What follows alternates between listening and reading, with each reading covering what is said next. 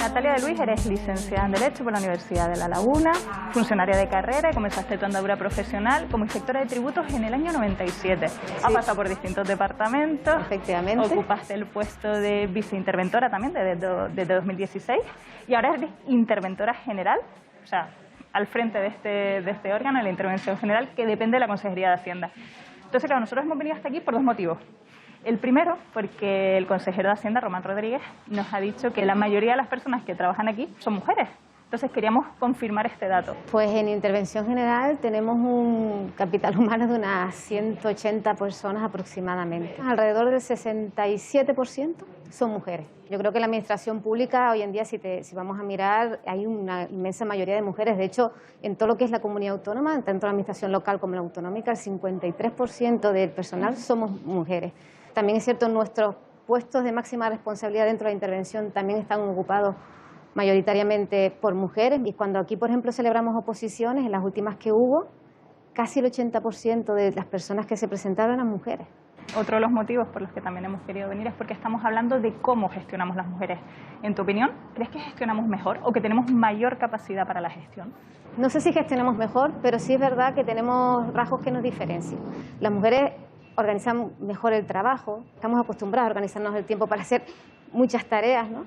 Luego tenemos un rasgo que es la flexibilidad a la hora de adaptarnos a nuevas circunstancias. Y para mí también me parece muy importante la tendencia a la mayor empatía que tenemos. Nos permite crear grupos de trabajo o trabajar en equipo de una forma mucho más eficiente. También tenemos compañeros aquí de trabajo que forman parte de esos grupos, y esas diferencias que tenemos unos y otros lo que intentamos es potenciarlas para enriquecer esos equipos de trabajo. ¿Y cuáles son las funciones de la intervención general que tienen que ver ustedes con el control del gasto y de los ingresos públicos? La intervención general es el órgano de control interno del sector público, y también somos los gestores y los responsables de la contabilidad.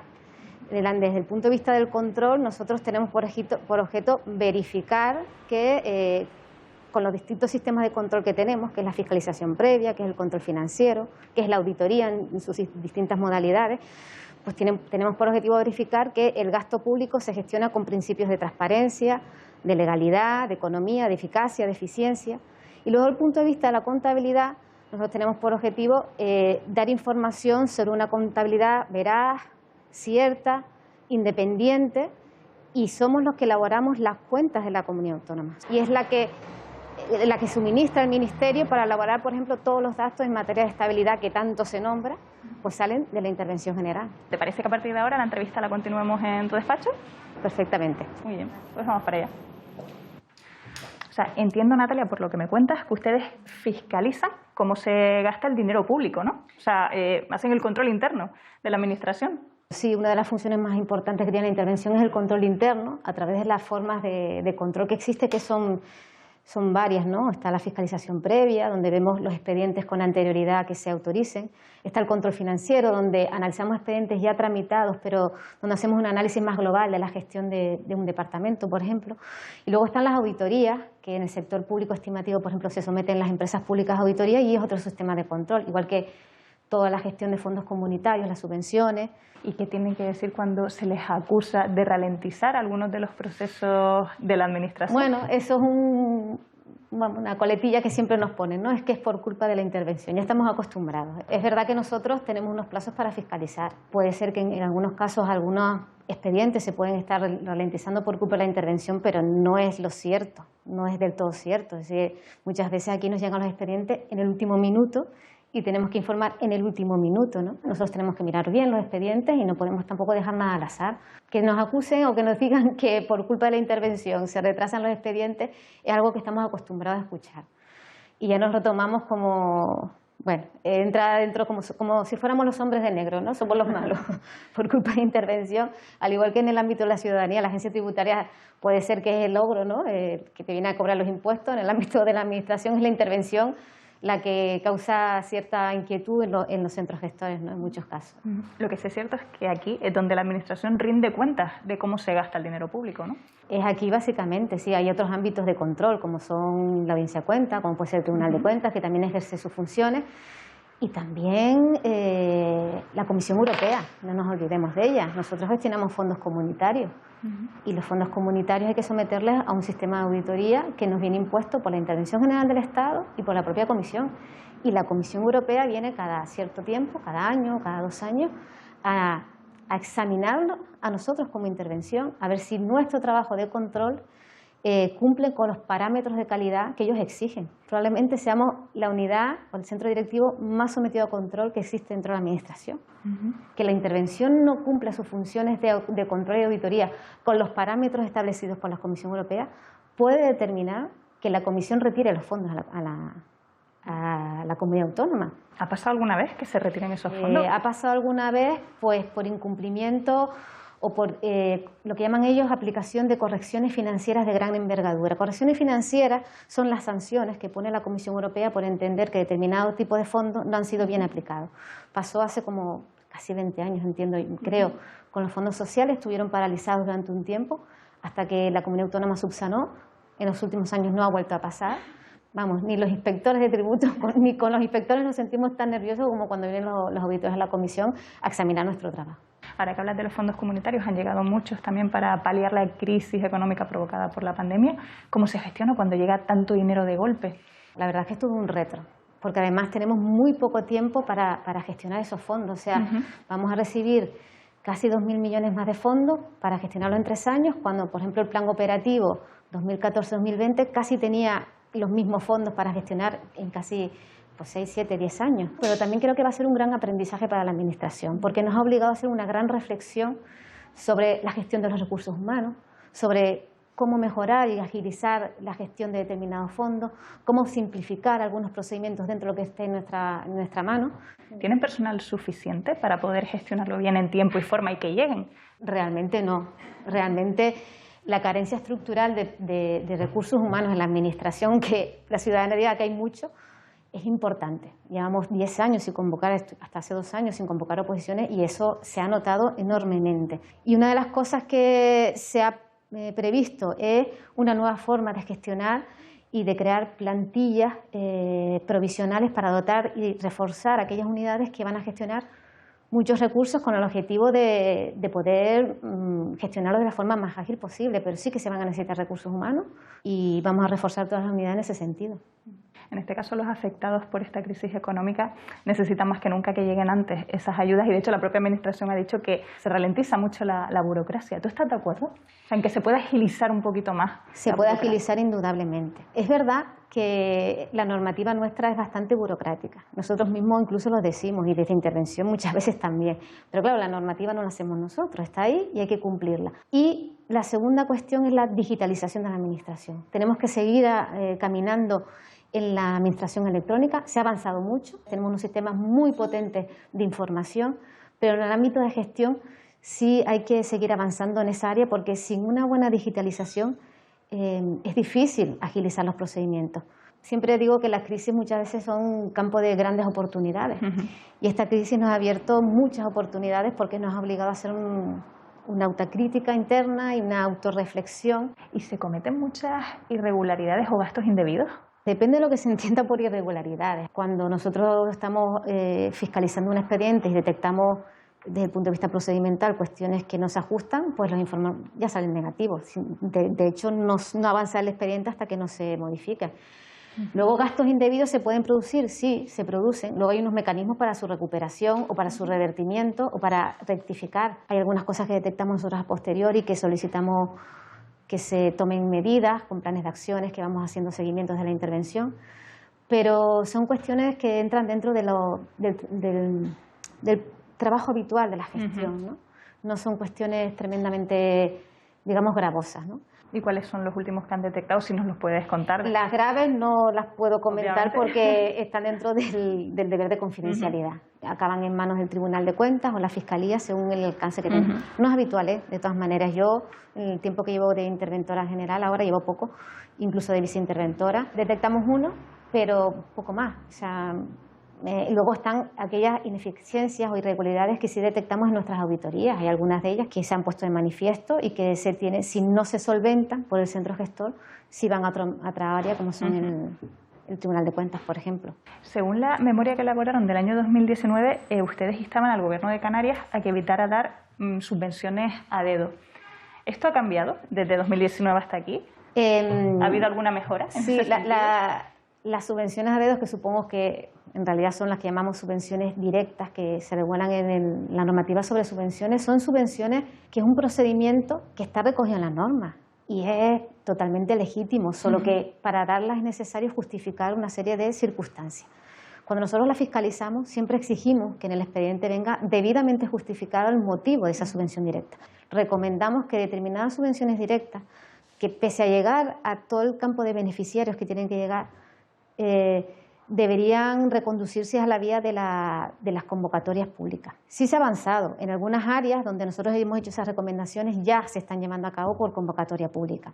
Una de esas irregularidades puede ser la que detectaron en Puertos Canarios entre 2014 y 2017 por cesión ilegal de trabajadores. Bueno, eso es una irregularidad no por subvenciones, eso es una irregularidad por, efectivamente, contratación de trabajadores a través de empresas de trabajo temporal que luego, bueno, vía sentencia judicial se quedan fijos porque se les daba un trabajo laboral que no les correspondía, ¿no?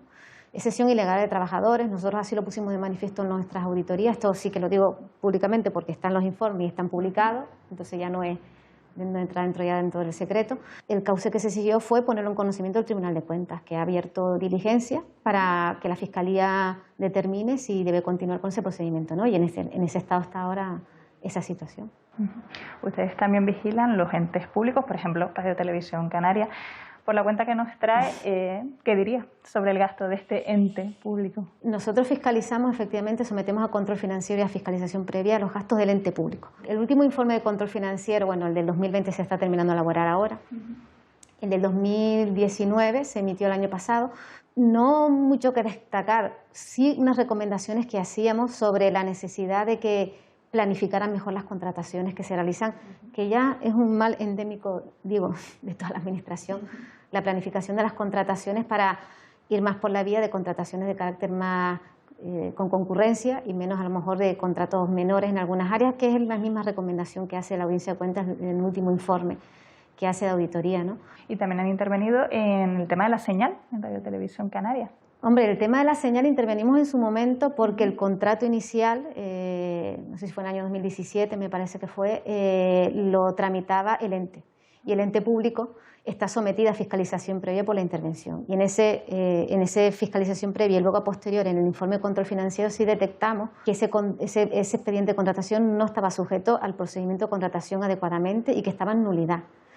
Por tanto, el expediente quedó en nulidad durante mucho tiempo, se prestó esa señal a través de un procedimiento de nulidad hasta que se decidió en el año 2019, si no recuerdo mal, que esas tramitaciones pasarán a ser tramitadas por la sociedad. Ahí la sociedad sí que no está sometida a fiscalización previa, sino a auditoría. Se sacó una resolución de adjudicación que también fue recurrida, que también estaba en nulidad, y lo último que nosotros como intervención sabemos de los últimos informes, no nuestros, sino de los informes también de Audiencia de Cuentas, es que se adjudicó el último contrato, creo que a principios de este año, ¿no? El problema ahí es el procedimiento de contratación que no se había llevado adecuadamente. Y siendo una sociedad de carácter público, la ley de contratos hay que aplicarla, nos gestionó con las peculiaridades que se puedan aplicar en cada caso. Pero entiendo que tiene solución, ¿no? Tiene solución. Y yo creo que si el último procedimiento que se ha llevado a cabo no es recurrido, que creo que se adjudicó, si no me equivoco, en febrero, pero vamos, no estoy segura, pues seguirá su vía normal. Pero la vía es hacer un procedimiento de contratación conforme a la normativa. ¿Y consideras que las empresas públicas son eficaces y eficientes? Por supuesto.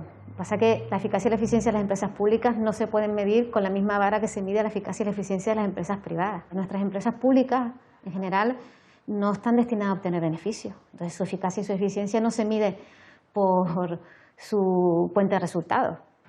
Muchas son deficitarias, pero se sabe que van a ser deficitarias porque cumplen una misión en el ámbito de la sociedad, y su eficacia y su eficiencia se mide por el cumplimiento del objetivo para los que se crearon.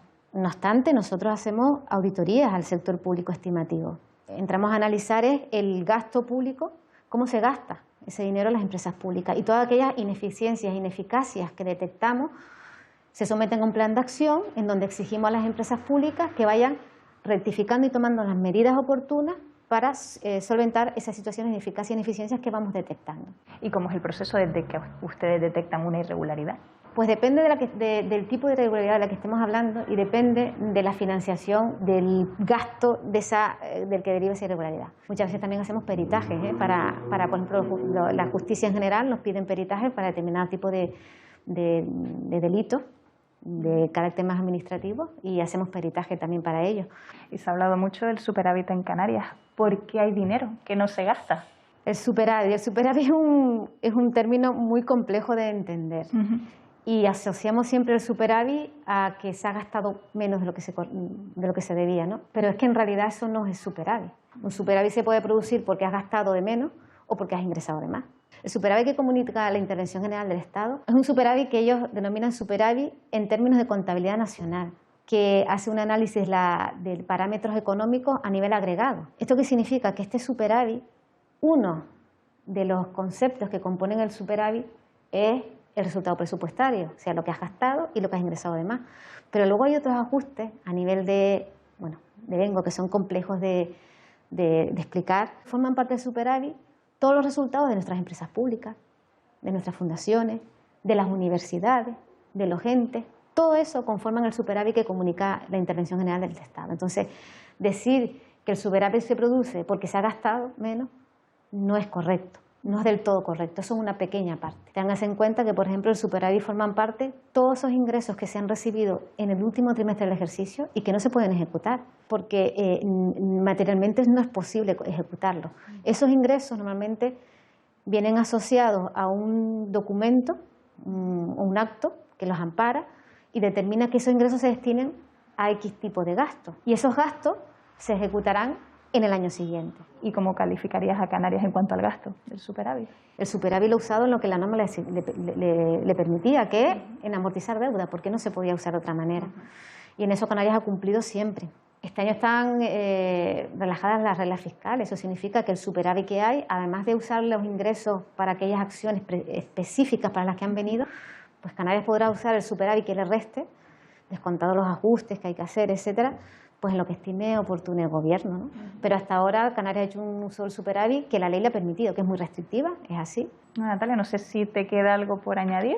El tema de la intervención muy desconocido. Trabajamos para la sociedad, pero no se nos conoce fuera de aquí porque nuestra labor es controlar a la administración pública. Tenemos una labor muy, muy importante. A veces no es bien reconocida en el sentido que, bueno, somos como los inspectores de tributos, pero en el ámbito interno. Pero es gratificante en muchos otros aspectos. Y nada, me alegro que se hayan interesado por la labor de la Intervención General y espero que esto ayude a que se nos conozca un poquito más